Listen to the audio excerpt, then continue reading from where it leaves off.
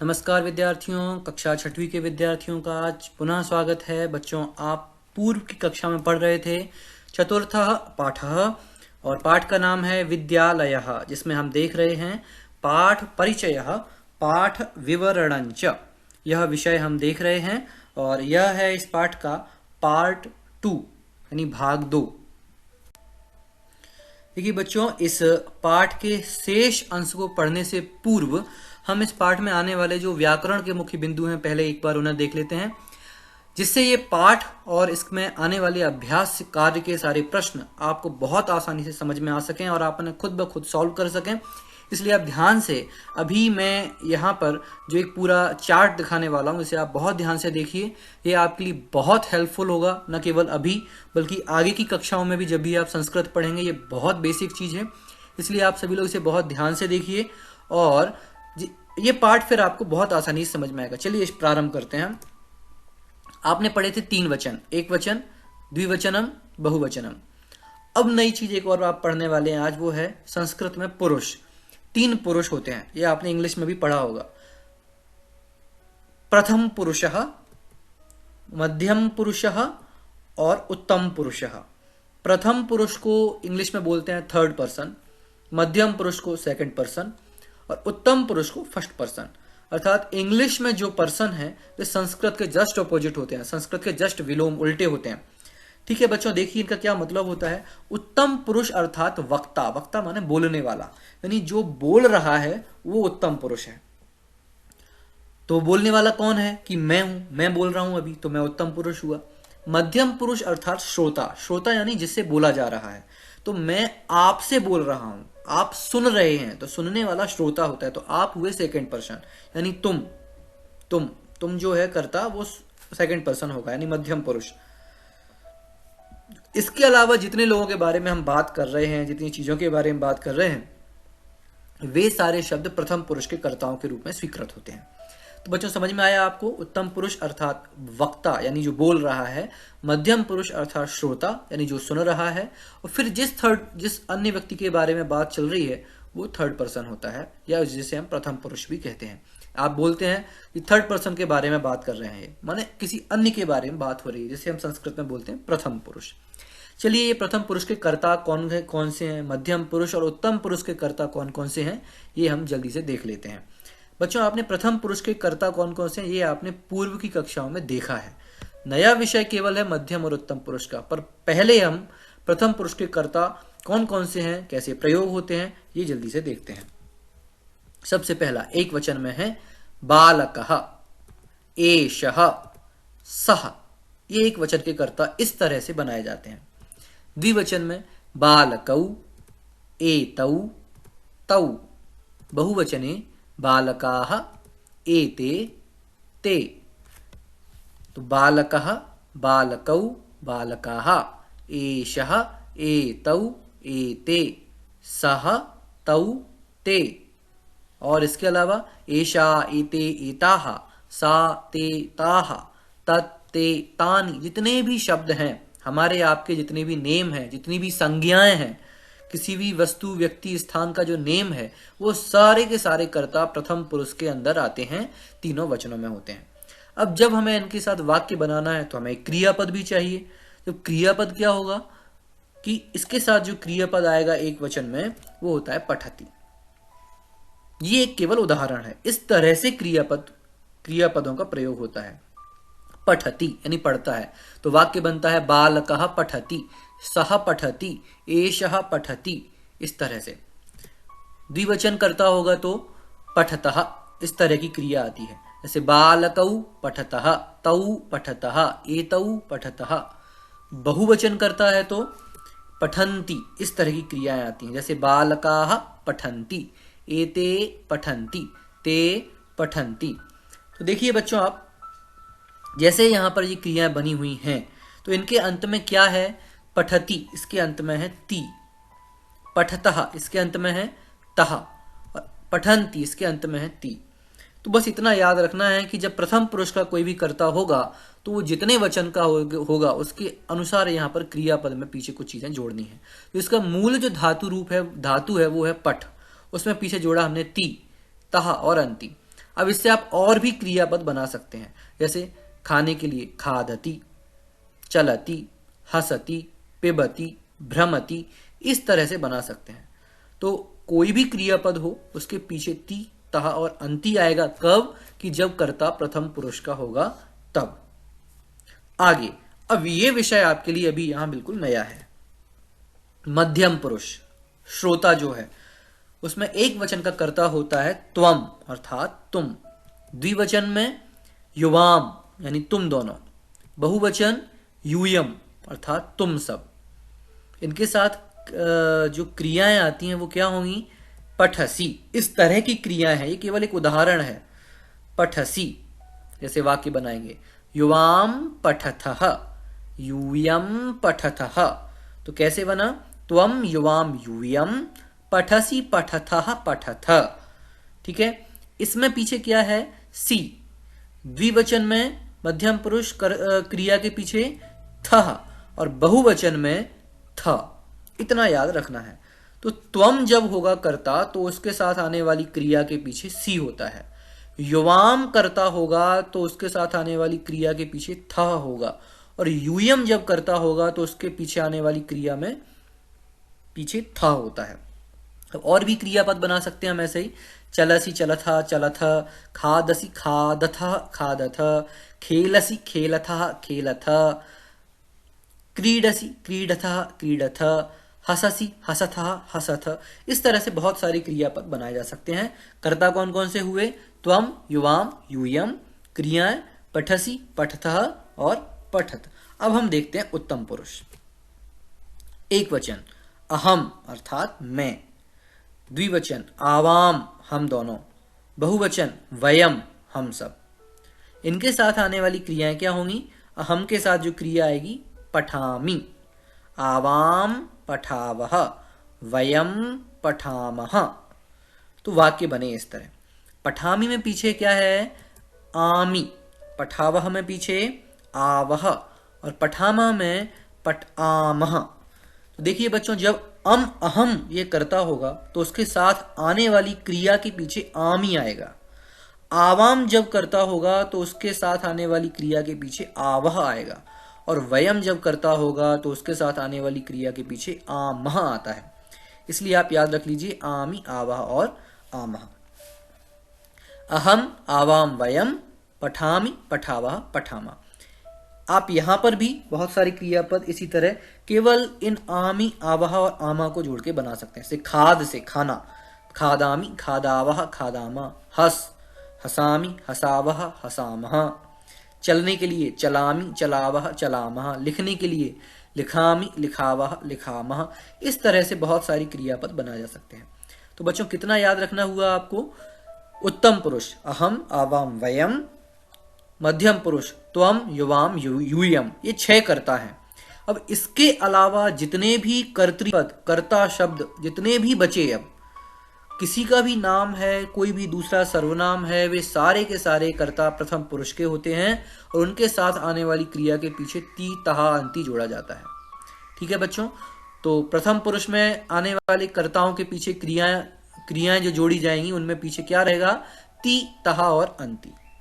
मध्यम पुरुष यानी त्वम, युवाम, यूयम के साथ आने वाली क्रियाओं में क्या जुड़ा हुआ दिखेगा आपको? सी, थह और था।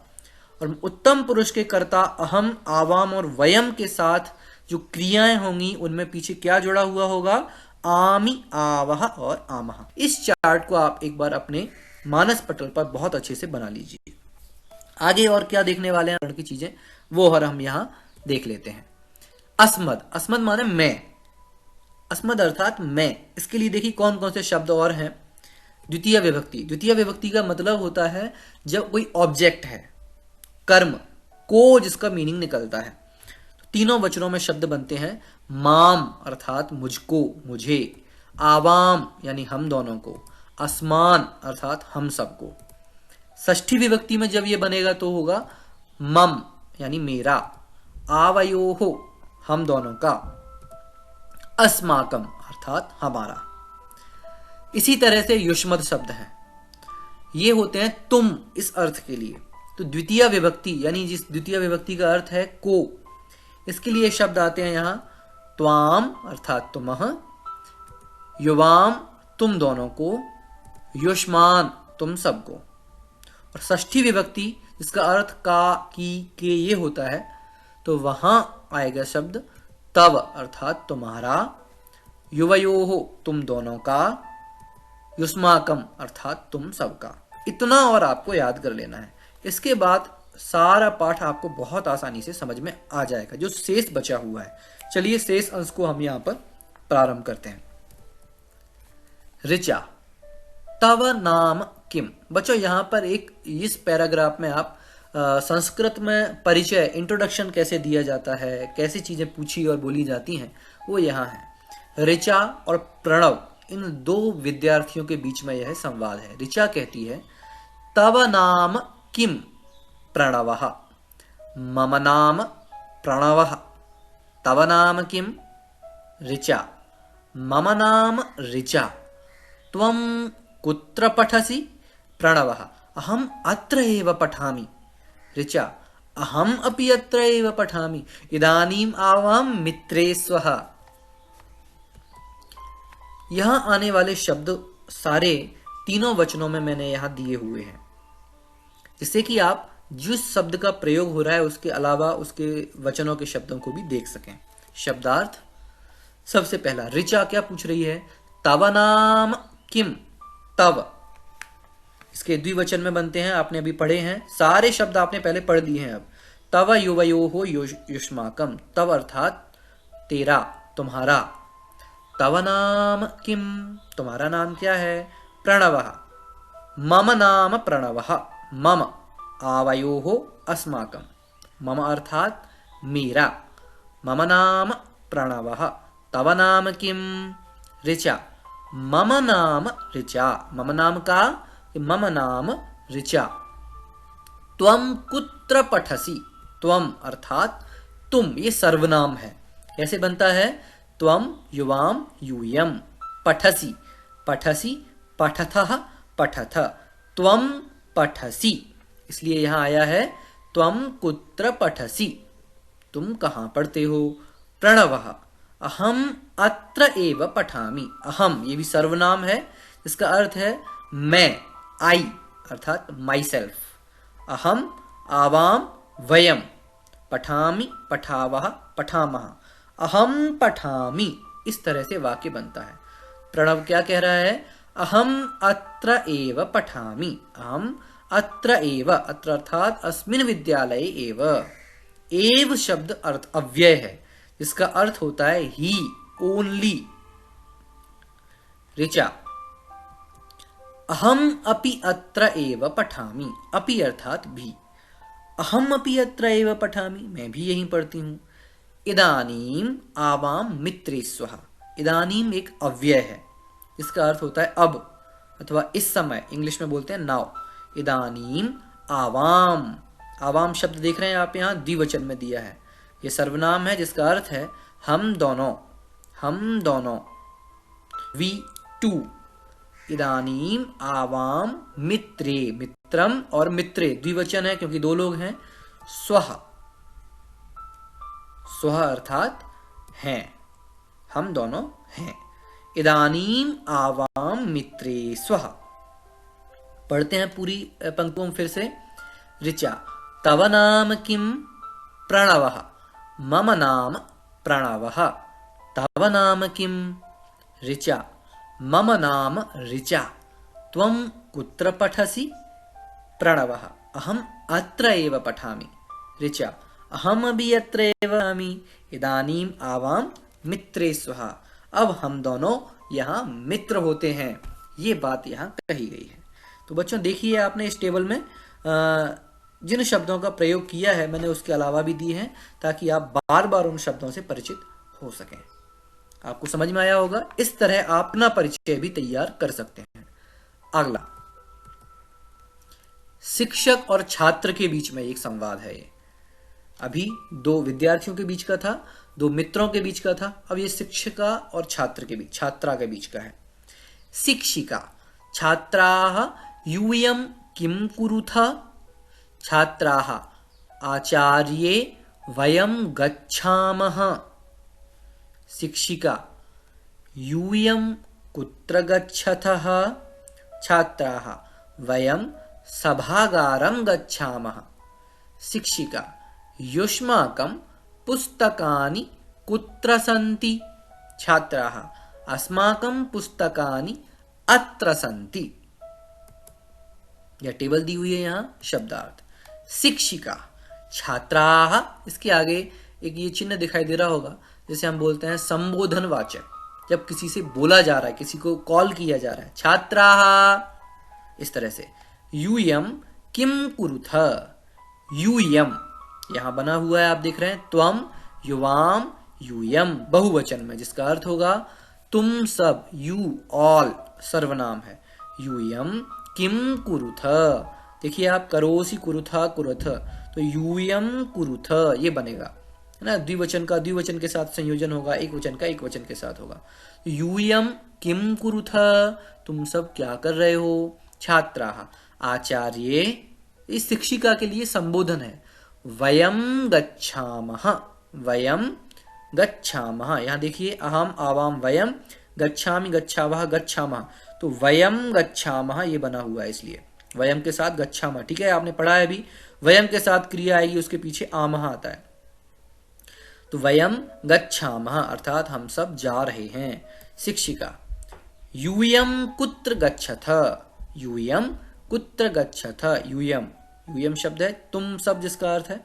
कुत्र गच्छथ, अब जैसे कुरुथ बना हुआ है वैसे यहाँ गच्छथ हो जाएगा, है ना। गच्छामि गच्छावा गच्छामः, तो गच्छसि गच्छथ गच्छथ, इस तरह से, तो गच्छथ। यूयम कुत्र गच्छथ, तुम सब कहाँ जा रहे हो? छात्राः वयम सभागारं गच्छामः। वयम गच्छामः, कुत्र गच्छामः? सभागारं, सभागारं, सभागार अर्थात ऑडिटोरियम, देखिए आप यहाँ दिया है, असेंबली हॉल या ऑडिटोरियम बोलते हैं। वयम सभागारं गच्छामः। अगली पंक्ति, शिक्षिका प्रश्न पूछ रही है, युष्माकं पुस्तकानि कुत्र सन्ति? यहाँ युष्माकं शब्द है बच्चों, देखिए ये बहुवचन में है। तव युवयोः युष्माकं, तव अर्थात तुम्हारा होता है, उसी का युष्माकं, युष्माकं अर्थात तुम लोगों का, तुम सबका या तुम सबकी। तो युष्माकं पुस्तकानि कुत्र सन्ति, तुम सबकी पुस्तकें कहाँ हैं? छात्राः अस्माकं पुस्तकानि अत्र सन्ति। अस्माकं पुस्तकानि अत्र सन्ति।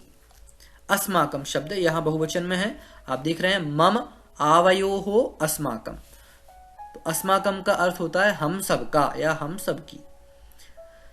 अस्माकं पुस्तकानि अत्र अर्थात यही है, इस तरह इनका अर्थ होता है। देखिए फिर से हम एक बार पढ़ते हैं। शिक्षिका छात्राः यूयं किं कुरुथ? छात्रा आचार्ये वयं गच्छामः। शिक्षिका यूयं कुत्र गच्छथ? छात्राः वयं सभागारं गच्छामः। शिक्षिका युष्माकं पुस्तकानि कुत्र सन्ति? छात्राः अस्माकं पुस्तकानि अत्र सन्ति। अगला, यह शिक्षक और छात्र के बीच में है। अब यह संवाद, अभी शिक्षिका और छात्रा के बीच में था, अब यह शिक्षक और छात्र के बीच में है, दो छात्रों के बीच में है, दो छात्र और शिक्षक। शिक्षकः छात्रौ युवां किं कुरुथः? छात्रौ आचार्य आवां श्लोकं गायावः। शिक्षकः शोभनं किं युवां श्लोकं न लिखतः? छात्रौ आवां लिखावः, पठावः, गायावः, चित्राणि अपि रचयावः। शिक्षकः बहुशोभनम्।